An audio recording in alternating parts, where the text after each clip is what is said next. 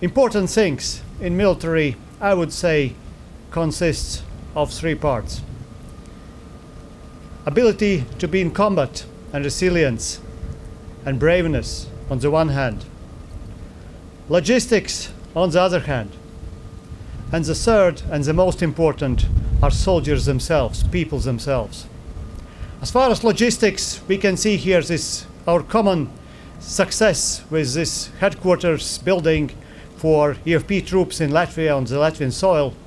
And I would like to thank Canadians for contributing also to this logistical part. We feel you as an allies, not only Canadians, but all the nations which are represented in EFP group, as not only our friends, but as our brothers in arms, sisters in arms, and as part of our army. And we know that if unlikely event will come, you will stand by us just like we will stand by you, person to person. Today we have, on the one hand, a very good event because we have this headquarters completed, we have the building. We also have a nice event where our friend, now General Éric Laforest, is becoming general and has become a general. But on the other hand, it's also a little bit sad moment because he's leaving us. And as I mentioned, this third part, personal, soldier's part, it's the most important. During these years he was here, and I remember that he almost arrived in the same time with me when I was visiting first time Canada as a Minister of Defense because of the EFP group. He became one of the beloved commanders of international troops. He put the standard very high, and in many ways he and his family has become part of our people as well. So we will follow up very much how he's succeeding at his homeland in Canada, and I wish him all the best, not only from myself, but from the staff of our ministry, from our armed forces, from everyone here.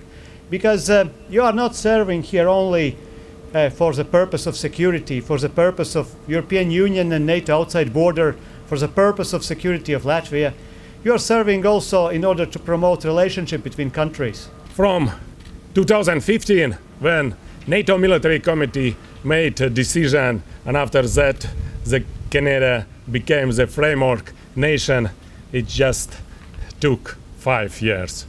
And I am very glad to say, from the first day when they came in Latvia, the Canadian soldiers, they are not represent themselves as a separate units, as a separate soldier community. From the first hour, they are join our society, join to our armed forces, as we from the first day feel like one family. And it helps us to build very strong as a steel team which is ready not just to deter any threats which we, thanks God, not to wait for Latvia, but has to be a very strong power to fight for freedom, for independence in Latvia, here on the soil of Latvia and in Baltic states in together. To build such capabilities is impossible if this team not under leadership with the great officers, great commanders, and we are very spoiled with such officers which is appointed from Canadian side, from other nations which represents its present today. And in this case, in very short time was solved any challenges and find the best solution to develop very great and strong capabilities inside the EFP battle group, and not just as a separate team, but as well as inside the all armed forces, to share this experience which came from all nations and Canadian is especially. Right now, today, we are very strong and power defense capabilities inside Latvia, and we are ready for any challenges. In this case, I would like to congratulate Task Force Latvia with new home, and second, of course, my congratulations to Brigadier General Éric Laforest with his promotion. And of course, big appreciation for all officers, soldiers, which is served today in EFP battle group in Task Force Latvia. But I would like to mention today and express my appreciation for two officers.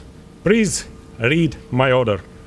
Normally I don't write out speeches, but sometimes that works well, especially when you have so many team successes that you wish to highlight and so many people to thank.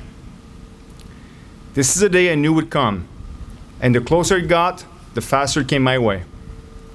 It is a day of mixed emotions, proud of what the close to 8,000 EFP international soldiers that rotated through Latvia over the past 2 years did, but immensely sad to soon leave behind my so many friends. The henceforth presence, or in short EFP as we know it, and thanks to its soldiers from 10 nations, continues to accomplish much. Our common mission continues to evolve, grow, and improve. In spite of a worldwide pandemic, we have continued to forge our capabilities into a cohesive and integrated team, not only within the battle group, but also within the brigade. We show, day to day, that we are a capable fighting force that can be reckoned with. We continue to expand our commitment to NATO, and now are exploring further areas of mutual cooperation with the Latvian Armed Forces. The multinational headquarters, right behind me, stands as a clear reminder of our joint commitment to our mission. This multinational headquarters now become the home of not only Task Force Latvia, but is also the town hall where sending nations, and any allies for that matter, can come to meet, discuss, and spend time together in the pursuit of operational excellence. We've built it. It is now time to occupy it and make it a place where soldiers feel home. First, let me address a few words to our Latvian friends. Paldies par sisniego sagaidīšanu. Es ceru ar jums turpināt mūsu kopējo drošības programmu. Turpināt attestēt tiešās sēdēs starp mūsu nācijām un iemācīties labāk runāt latviski.